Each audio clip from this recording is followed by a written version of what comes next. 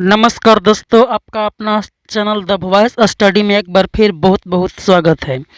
तो दोस्तों, हम आपके लिए हर रोज़ कुछ न कुछ अपडेट करते रहते हैं, इसलिए आप हमेशा रोज़ वीडियो को देखते रहें और रोज़ आप कुछ न कुछ नए पाते रहेंगे। आज के इस वीडियो में हम क्वेश्चन नंबर 10 का सलूशन करेंगे और ऐसा करेंगे कि आप एक बार देखिएगा तो फिर आपको दोबारा पढ़ने की कोई ज़रूरत नहीं होगी।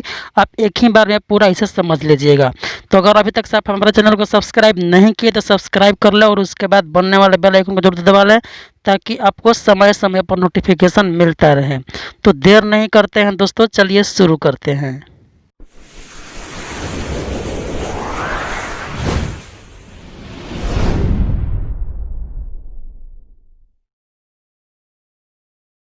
क्वेश्चन नंबर 10 को सबसे पहले पढ़ते हैं और पढ़ने के बाद देखते हैं कि क्या इसमें क्लू पॉइंट है और उसी क्लू पॉइंट के साथ ऐसे जो इसमें मान निकालने के लिए बोला गया है उसे हम निकालेंगे।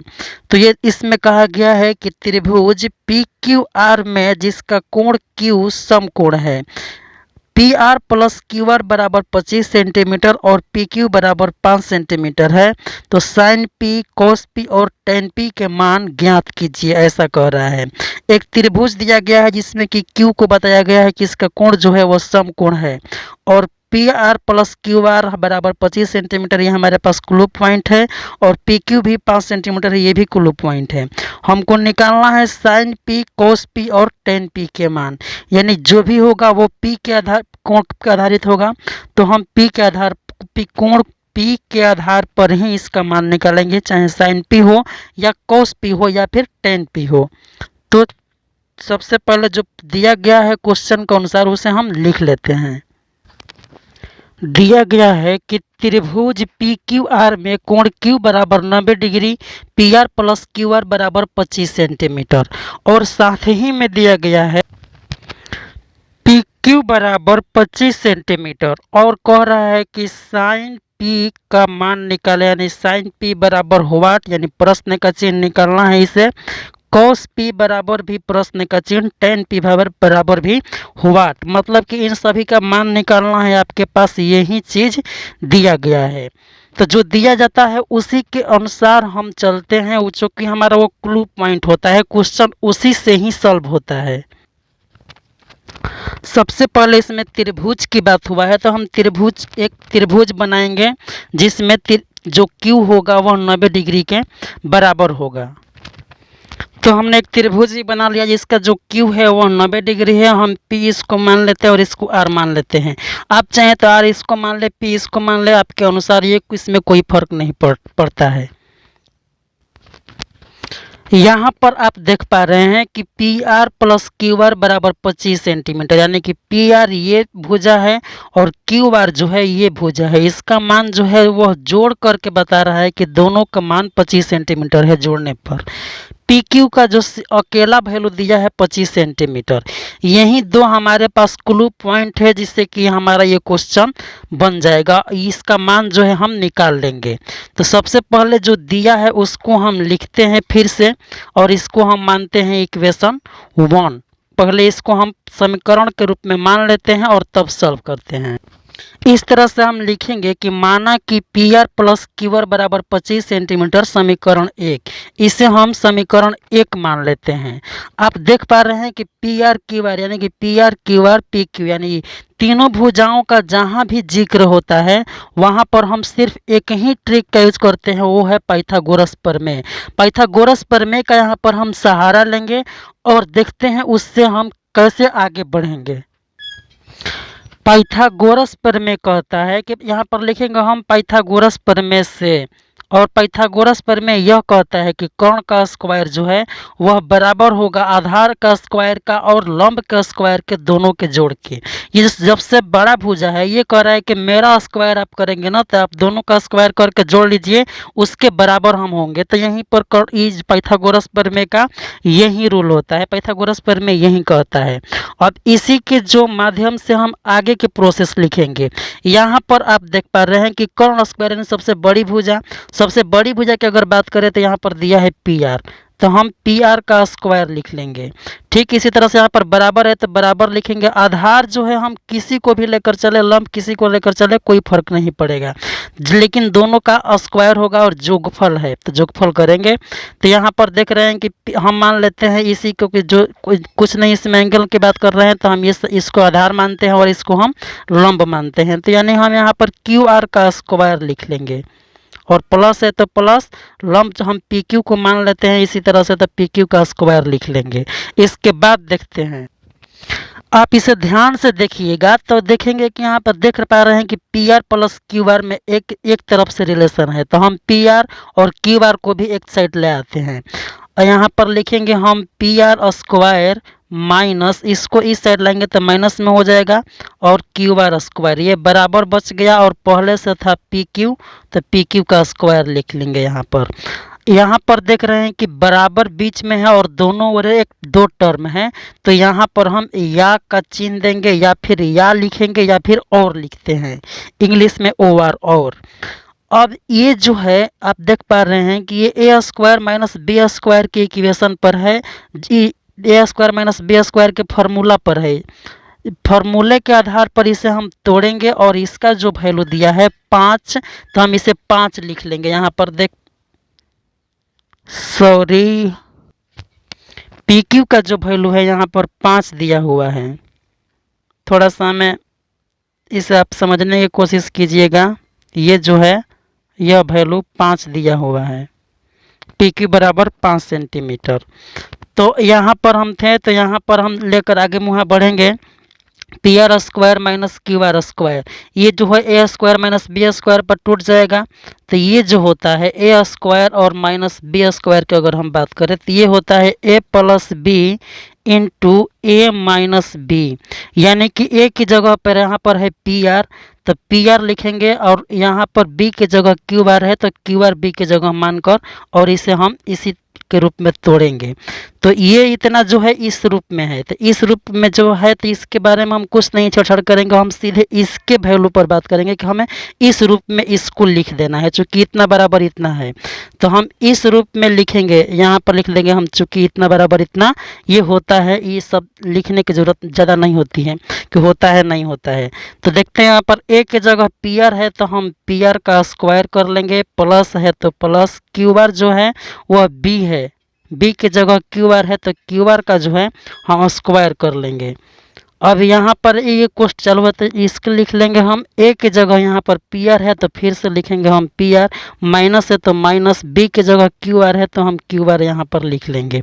अब बराबर पी क्यू जो है वो 5 दिया हुआ है तो हम इस यहाँ पर 5 का स्क्वायर कर लेंगे। अब यहाँ पर जो है फार्मूला के आधार पर इसे तोड़ा गया है तो ये आ गया है ए स्क्वायर माइनस बी स्क्वायर बराबर है प्लस बी इंटू ए माइनस बी होता है, तो हम इसे ब्रेक कर लिए। सॉरी, यहाँ पर स्क्वायर लिख रहे हैं, यहाँ पर स्क्वायर नहीं होगा चूँकि फार्मूला में स्क्वायर के जिक्र ही नहीं है। ये स्क्वायर ए स्क्वायर माइनस बी स्क्वायर बराबर होता ही है प्लस बी इंटू ए माइनस बी। अब ये जब इतना होता है तो हम इस स्क्वायर को भूल जाएंगे और सीधे इस पर बात करेंगे और यहाँ पर ए की जगह जो होगा उसे लिख लेंगे और प्लस है तो प्लस, बी की जगह जो होगा उसे लिख लेते हैं। ठीक उसी तरह से इसमें भी ए की जगह जो है और बी की जगह जो है माइनस है तो माइनस यहाँ पर लिख लिए। तो P R plus Q R into P R minus Q R हमारे यहाँ पर आ गया बराबर 5 स्क्वायर। समीकरण 1 में आप देख पा रहे हैं कि P R plus Q R का वैल्यू जो है वो 25 सेंटीमीटर दिया है, यानी P R plus Q R जो है वह 25 सेंटीमीटर दिया हुआ है। तो यहाँ पर हम लिख लेंगे 25। जब 25 लिख लिए तो इसे हम कोष्ठ में भी बंद कर लेंगे और यहाँ पर जो बच गया इसे हम इसी तरह से छोड़ देते हैं। P R minus Q R जो है वह इसी तरह से बच गया और 5 का स्क्वायर करेंगे तो हमारा 25 होगा। और यहाँ पर लिखेंगे हम समीकरण 1 से, समीकरण 1 से ये जो वैल्यू लिखे हैं हम समीकरण 1 से लिखे हैं, चूँकि इसका मान 25 दिया हुआ है। तो 25 यहाँ पर है और यहाँ पर ये है, तो इसका अगर हम वैल्यू निकालना चाहें तो ये जो है पी आर और माइनस क्यू आर इधर होगा और इधर बराबर में जाएगा। इधर पहले से 25 था और ये 25 जो है वो बाटा में आ जाएगा, ये दोनों कट कर हमारे यहाँ पर 1 आ जाएंगे। इस तरह से हम लिख सकते हैं कि इसलिए पी पी आर माइनस, और यहाँ पर माइनस है तो माइनस ही लिखेंगे, P R minus Q R बराबर 1। ये समीकरण हमारा 2 हम इसे मान लेते हैं। वो समीकरण 1 था और ये हमारा एक समीकरण आ गया 2, जो कि P R minus Q R के रूप में है कि P R minus Q R बराबर 1 है, तो इसे हम 2 मान लेते हैं। इसके बाद के जो प्रोसेस है, अब हम यहाँ पर लिखेंगे समीकरण 1 और समीकरण 2 को जोड़ने पर। यहाँ पर दोनों समीकरण लिख लिए हैं और इसे हम जोड़ते हैं। लिखें समीकरण 1 और समीकरण 2 जोड़ने पर। समीकरण 1 हमारा यह था और समीकरण 2 जो है हमने निकाले हैं वो उसका जो ये वैल्यू है, और इसे हम जोड़ कर देखते हैं कि हमें इससे क्या प्राप्त होता है और आगे हम क्या कर सकते हैं। तो यहाँ पर अगर हम जोड़ेंगे तो देख पा रहे हैं कि क्यू आर और क्यू आर जो है वो सेम ही है। यहाँ पर प्लस है और माइनस है। प्लस और माइनस में दो चीज़ अगर सेम हो तो वो कट जाता है या फिर वो जीरो हो जाता है, उसका मान जो है वो जीरो हो जाता है। तो यहाँ पर इसे हम कटा देंगे। अब देख रहे हैं कि पी आर और पी आर, एगो पी आर और एगो और पी आर है, यानी कि 2 पी आर यहाँ पर हो जाएगा। एक पी आर दोनों मिलकर हो जाएंगे 2 पी आर। यहाँ पर बराबर है तो बराबर, ये तो दोनों कट गया। 25 और 1 जोड़ेंगे तो हमारे पास 26 आ गया, यानी कि 2 पी आर बराबर 26। यहाँ से हम पी आर का वैल्यू निकालेंगे तो इसलिए पी आर बराबर 26 बाटा में 2 लिखेंगे।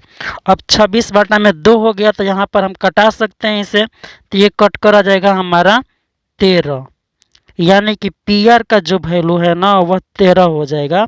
इसलिए हम यहाँ पर लिख सकते हैं कि पी आर बराबर जो है वह 13 आ गया। इस तरह से पी आर हमारा 13 आ गया, और इसी पी आर के सहायता से हम क्यू आर का वैल्यू निकाल सकते हैं। तो लिखेंगे कि पी आर का मान समीकरण 1 में रखने पर समीकरण 1 लिख लेते हैं। तो हमारा समीकरण 1 जो है वह P R plus Q R बराबर 25 जो है वह समीकरण 1 था। इसमें पी आर का जो वैल्यू 13 है तो हम 13 लिख लेते हैं, प्लस यहाँ पर है तो प्लस क्यू आर है तो क्यू आर, बराबर है तो बराबर और 25 है तो 25। यहाँ पर क्यू आर जो है इसी तरह से रखेंगे और 13 को इस साइड लाएंगे, तो इस तरह से हमारे पास क्यू आर जो है वह बराबर, क्यू आर है तो क्यू आर बराबर है तो बराबर और 25 पहले से था, और 13 जो है इस साइड प्लस में है तो इस साइड आने पर माइनस में हो जाएगा। अगर हम घटाएंगे यहाँ से तो यहाँ पर हमारा वैल्यू जो है वो 12 आ गया। तो इस तरह से हमारा क्यू आर बराबर जो है, इसलिए हम क्यू आर बराबर 12 लिख सकते हैं। क्यू आर बराबर जो वैल्यू हमारे पास है वह 12 आ गया। अब आगे के प्रोसेस फिर देखते हैं। अभी तक से हमने पी आर बराबर 13 और क्यू आर बराबर 12 और पी क्यू बराबर 5 हमने अलग अलग वैल्यू निकाल लिया। हमें ज्ञात था कि P R plus Q R बराबर 25, लेकिन पी आर और क्यू आर का अलग अलग वैल्यू नहीं ज्ञात था, तो हमने निकाल लिया इस इक्वेशन के सहारे। अब देखते हैं कि जो हमारा त्रिभुज है, एक बार त्रिभुज को फिर से यहाँ पर हम मेंशन कर दे रहे हैं, जो कि मिट गया था, आप उसे देख सकते हैं। यहाँ पर Q जो है वो 90 डिग्री था, यहाँ पर P था और यहाँ पर R था। अब लिखेंगे कोण P के लिए जो है हमारा लंब आधार का कोण जो है कौन काम कर रहा है ये देखते हैं। तो यहाँ पर लिखेंगे कोण P के लिए, कोण P के लिए जो है वह आप जानते हैं कि जो भी कोण हो उसके सामने वाला भुजा है वह लंब होता है। तो यहाँ पर लिखेंगे हम लंब बराबर क्यू आर बराबर जो दिया है वैल्यू वह 12 दिया हुआ है। आधार बराबर जो है वह लिख लेंगे जो कि पी क्यू है, यह जो वैल्यू है वह 5 दिया हुआ है। और कर्ण बराबर भी लिख लेंगे हम यहीं पर, जो कि पी आर है।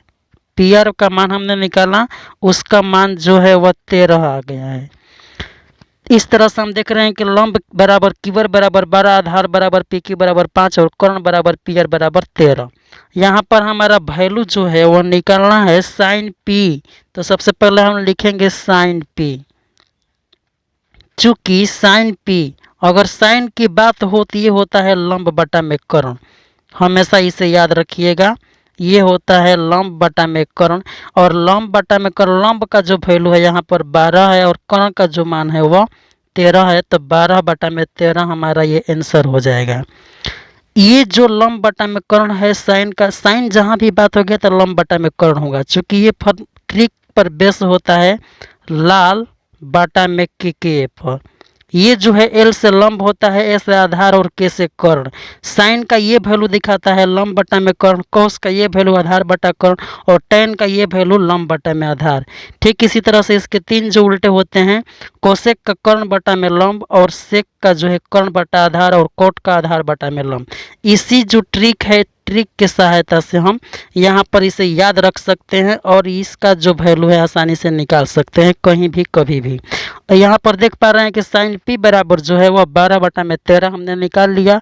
इसी तरह से चूंकि होता है कोस पी बराबर, अब चूंकि कोस पी बराबर होता है आधार बटा में कर्ण, आधार बटा में कर्ण इसका जो है फार्मूला होता है। तो आधार का जो वैल्यू है वह 5 दिया हुआ है और कर्ण का जो वैल्यू है वह 13 आ गया है, तो हम इस तरह से 5 बटा 13 लिख लेंगे।